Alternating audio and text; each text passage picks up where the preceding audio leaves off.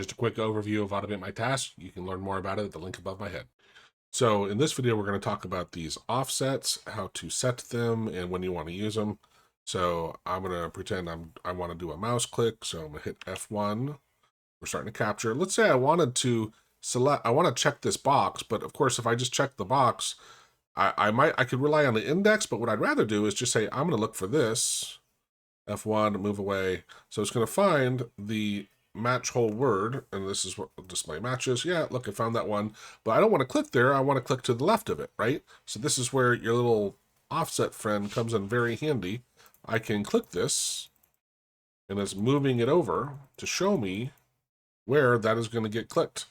And so alternatively, I could hit the F5 button and move my mouse there and just capture it. I just like to just nudge it over. It's just a little easier for me to know exactly what's going on. I can say, move mouse, let's test it. There, so now, and let's say I'm gonna do a left click, and it just selected it, right? So you can do the same thing with setting text. You search for the, something here, and then offset it to the side. I can also show the offset, which lets me know that's right where it is. So that's how you use this whole offset thing. It's really handy. It comes up more often than you might think, so that's why we added the tool.